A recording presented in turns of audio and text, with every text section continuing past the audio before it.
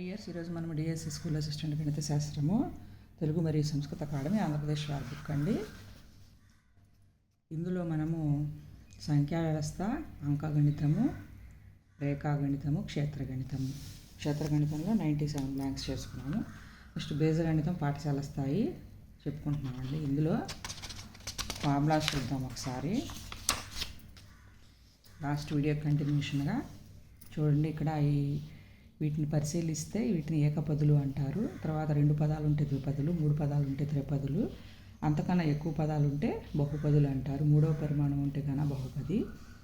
తర్వాత ఎన్కు ఏదైనా సహజసంఖ్య ఎన్కు ఏకచరరాశిలో ఉంటే ఎన్నవ పరిమాణ బహుపది అవుతుందండి. ఇది ఎన్నవ పరిమాణ బహుపది యొక్క సాధారణ రూపం అంటే. నెక్స్ట్ అన్ని స్థిరరాశులు 0 అయితే శూన్య బహుపది. చరరాశి యొక్క ఘాతం రుణాత్మకము అయితే బహుపది కాదండి, బహుళపది అవుతుంది. ఇక్కడ చూడండి, ఇక్కడ హారంలో చరరాశి ఉంది, పైకి తీసుకెళ్తే దాని ఘాతాంకం రుణఘాతం అవుతుంది, అప్పుడు అది బహుళపది అవుతుంది. నెక్స్ట్ ఇక బహుపది పరిమాణం వచ్చేసి గరిష్ట ఘాతాంకము. తర్వాత ఇక్కడ x² yకి పవర్ 1 రెండు యాడ్ చేసుకోవాలని, అప్పుడు దీని పరిమాణం 3 అవుతుంది. నెక్స్ట్ ఒక బహుపది శూన్య విలువ వచ్చేసి x + b = 0 ఉందనుకోండి, x - b/a. రేఖీయ బహుపదికి ఒకే ఒక శూన్య విలువ ఉంటుంది. కారణాంక సిద్ధాంతం మీకు తెలిసిందే కదండి, ఒకసారి చూసుకోండి ఇది. నెక్స్ట్ ఒకే రకమైన 2 చరరాశుల రేఖీయ సమీకరణాలని 2 చరరాశుల్లో రేఖీయ సమీకరణాల జత అంటారు. ఇవన్నీ బ్లాంక్ ఇంపార్టెంట్ అండి. డిఎస్సిలో మనకి అకాడమిక్ బుక్ నుంచి దాదాపుగా చాలా వరకు కవర్ అవుతాయి కాబట్టి చూసుకోవాలి. ఇక్కడ a1x + b1y + c1 = 0. వీనిలో a1a2 ఇట్లాగే a2x + b2y + c2 = 0. a1a2 b1 b2 c1 c2 వాస్తవ సంఖ్యలు. నెక్స్ట్ 2 చరరాశులలో రేఖీయ సమీకరణ రేఖాచిత్రం అంటే 2 సరళ రేఖలచే సూచించబడుతుంది.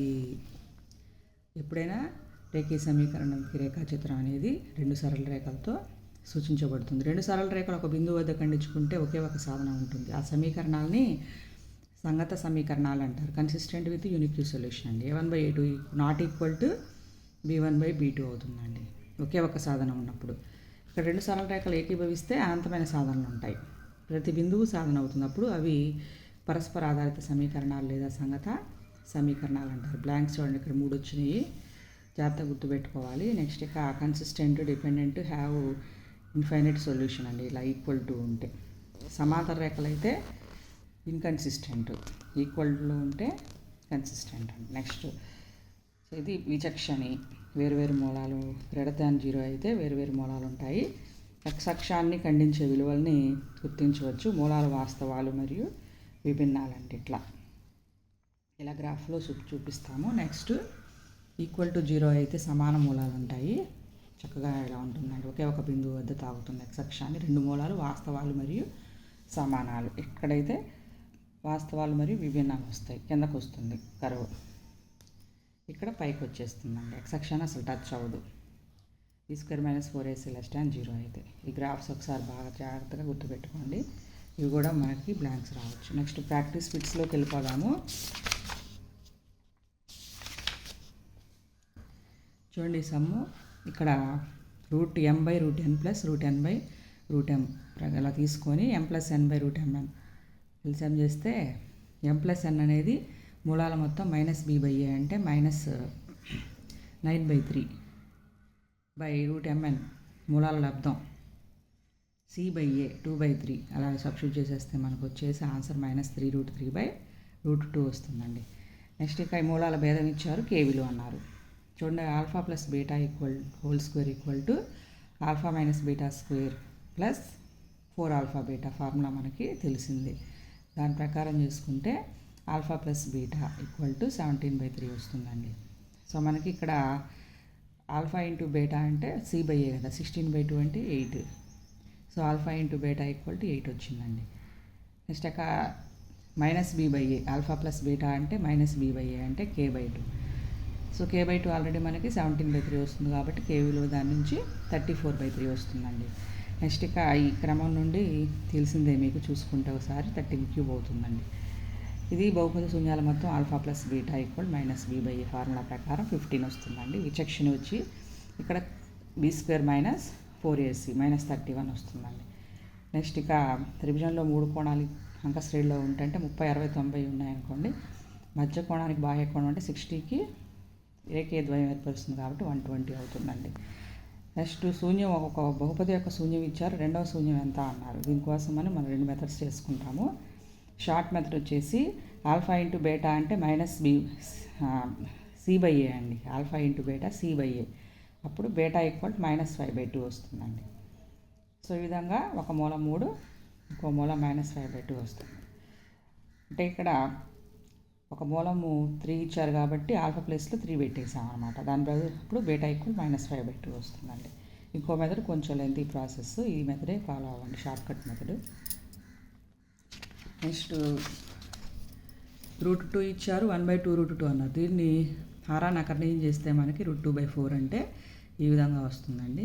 Next logarithm value log x + 3 whole square, ఎందుకంటే n log a అంటే log a పవర్ n కాబట్టి x + 3 హోల్ స్క్వేర్ ఈక్వల్ 9². దీన్ని సబ్స్టిట్యూట్ చేసుకుంటే 6 వస్తుంది. నెక్స్ట్ ఏబీ ఇచ్చారు, 2a + bకి సమానమైంది అన్నారు. ఇది 6th క్లాస్లో సమ్మండి, జాగ్రత్తగా చూసుకోండి. నెక్స్ట్ x యొక్క విలువ అన్నారు. దీనికి కూడా అంతే, 5 పవర్ క్యూబ్ రాసుకొని భూములు సమానం కాబట్టి ఘాతాంకాలని యాడ్ చేస్తాము. అప్పుడు x వాల్యూ -10 వస్తుందండి. నెక్స్ట్ 8వ పదం ఇచ్చారు, సామాన్య నిష్పత్తి 2 ఇచ్చారు, మొదటి పదం ఎంత అన్నారు. దీనికి AR పవర్ 7 8వ పదం అంటే 192 ఇచ్చి దీన్ని ఏ కనుక్కుంటే 3/2 వస్తుందండి. ఇవన్నీ ఇంపార్టెంట్ అండి. టెట్లో 2018 వచ్చిన బ్లాంక్స్ అండి. ఇవన్నీ కూడా చాలా చాలా ఇంపార్టెంట్. ఇవాళ చెప్పేవన్నీ కూడా చూడండి. టెట్ 2017 ఇంపార్టెంట్ అండి. ఇవన్నీ టెట్ వాళ్ళకి చూసుకోండి జాగ్రత్తగా. నెక్స్ట్ 17వ పదం 10వ పదం కంటే 7 ఎక్కువ అయిన సామాన్య భేదం, ఇది మీకు తెలిసిందే, ఇది కూడా చేసుకోండి జాగ్రత్తగా. నెక్స్ట్ విచక్షణ కనుక్కోవడం, హారాన్ని అకర్ణీయం చేస్తే ఇది వస్తుందండి వాల్యూ. ఇలా విధంగా చేసుకోవాలి, మైనస్ ఉంటే ప్లస్ పెట్టి.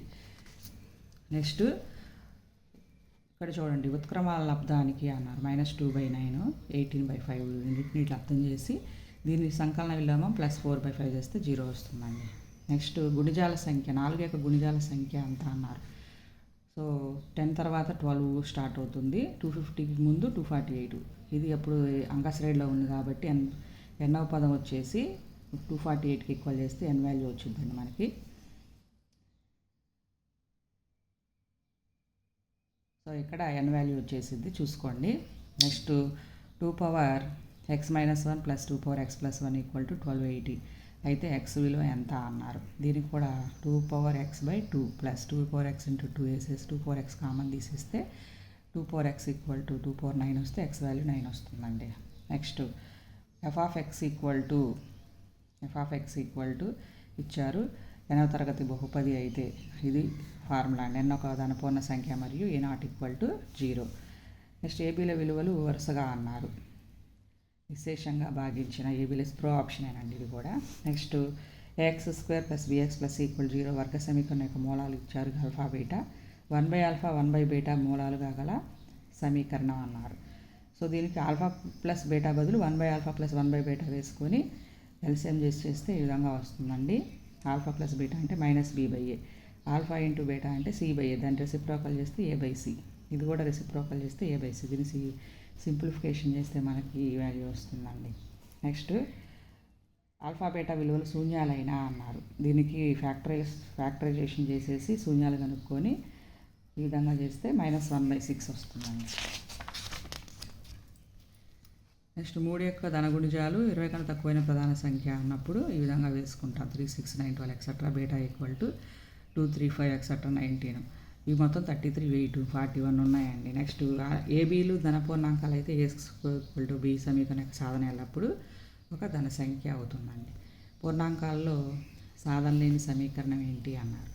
m = 5 - 3m = 4m, ఎందుకంటే ఇక్కడ m+లో 8 వస్తుంది, x+లో 8 వస్తుంది, x+లో 15 వస్తుంది, ఇక్కడ k+లో 0 వస్తుంది. ఇవన్నీ పూర్ణాంకాలే, కానీ 4/3 అనేది పూర్ణాంకం కాదు కాబట్టి లేని సమీకరణం ఇది అవుతుందండి. నెక్స్ట్ ఏ గుర్తు కలిగిన అనిశ్చిత వాక్యం సమీకరణం అంటే ఈజ్ ఈక్వల్ టు అండి.